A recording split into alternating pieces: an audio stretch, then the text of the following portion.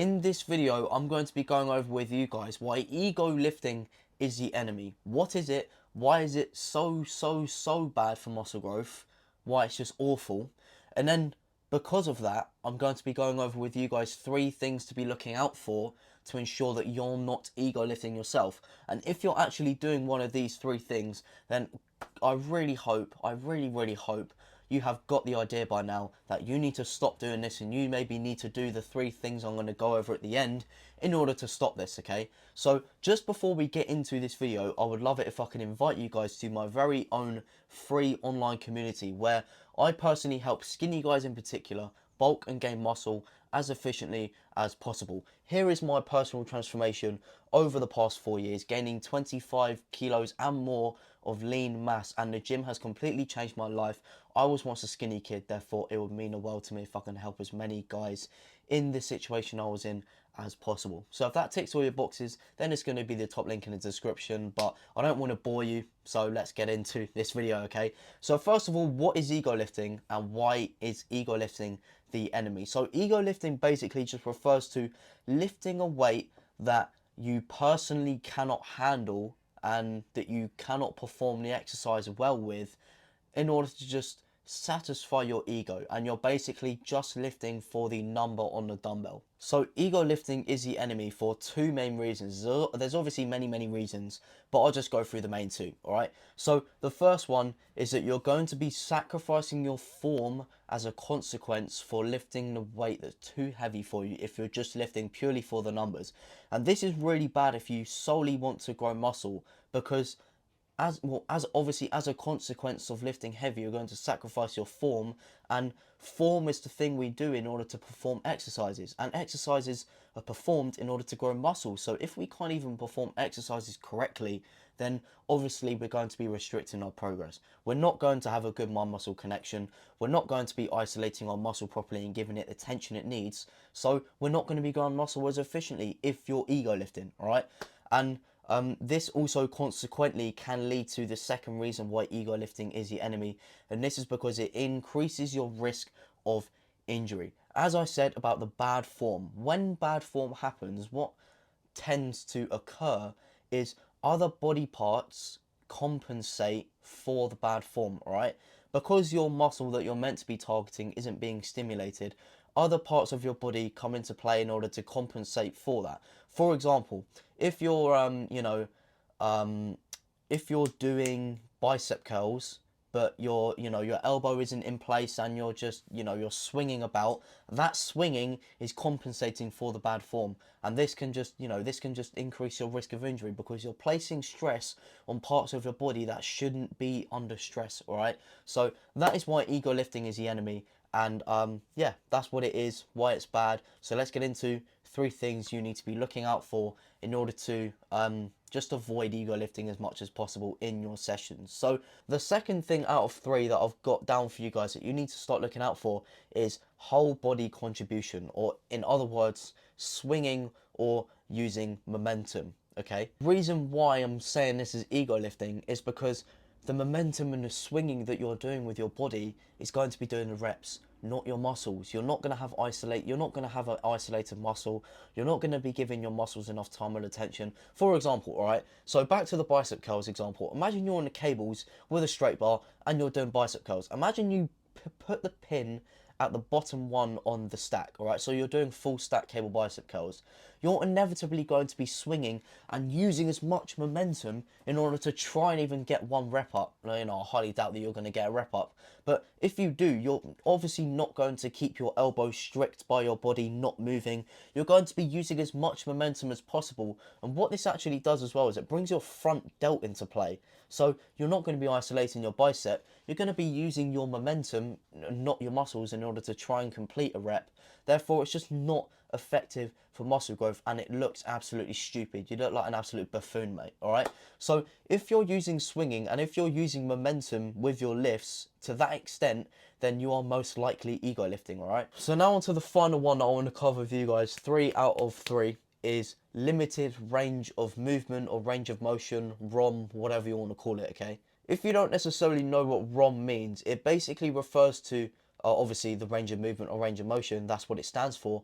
but it's the complete movement of an exercise from A to B. Okay, for example, on bench press, the complete movement or the full range of motion on the bench press would be if you bring it down if you bring the bar down to your chest to the point where it's touching your chest, and you bring it all the way up to the top, back where it started. That is what a full range of movement, full range of motion, or ROM is, okay?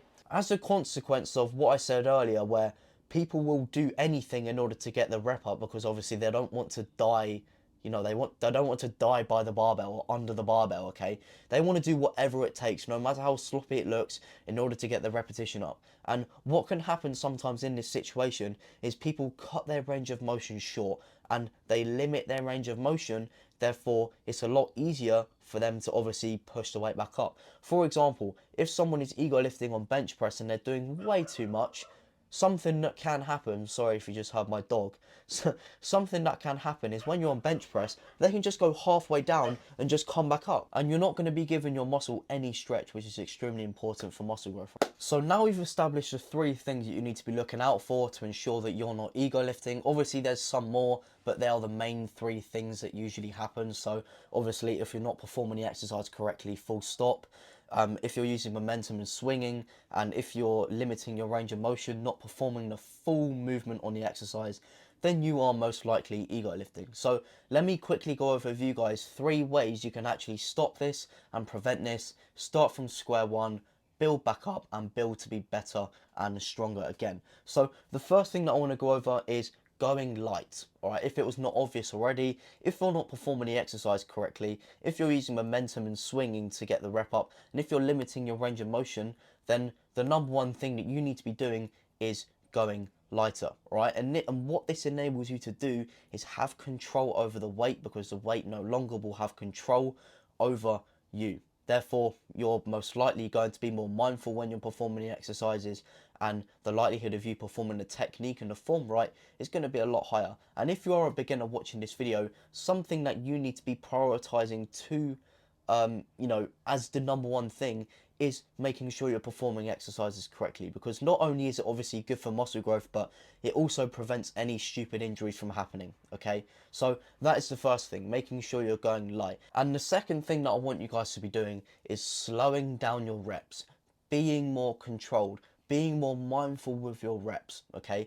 And because you're going light, you are allowed to do this. And this is super, super important, because this will allow your muscles to be, you know, under the tension and isolation that it needs to be under. You're going to have more mind muscle connection. As I just said, you're going to be more mindful during your exercises, and this is just going to lead to obviously more effective results. So in order to be controlled, in order to be performing the reps slowly and properly, what you want to be doing is when you're controlling the weight down in the phase where your muscle is lengthening, so the negative phase of the movement, what you want to be doing is controlling the weight really, really slowly. So for example, on bicep curls, when you're going back down to its starting position on cable bicep curls, for example, you want to be controlling it in a nice, slow manner, ideally for 2 to 3 seconds, and that is the perfect time. And obviously on the way back up, you want to be as explosive as possible, and that is perfect control, my friend. And that is going to bring you more effective results than if you're swinging, not performing the exercise correctly, and limiting your range of motion, okay? And the third and final thing that I want to go over with you guys is having someone critiquing you either mid-set, or you can record your set and then send it to someone, and then they can analyze it for you. And this is really important, because someone else can see stuff that you don't see, and the stuff that they see that you don't can make a huge difference. And a way you can do this is through, you know, obviously I said to you guys at the beginning of the video, I've got my free community. The link is going to be the top link in the description. You can send your videos in.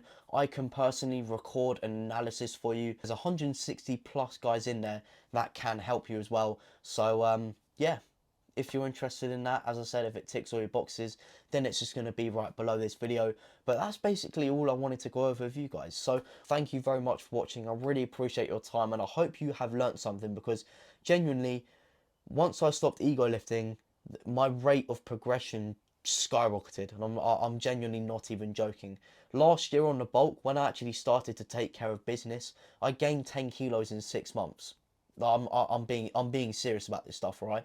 So if you guys are going to take action, it would mean a lot to me if you could drop a like, potentially comment what was good about this video, what was bad about this video, that you're going to start taking action in order to hold yourself accountable. I don't get too many comments, so, you know, I'll read them and I'll reply to you no matter what.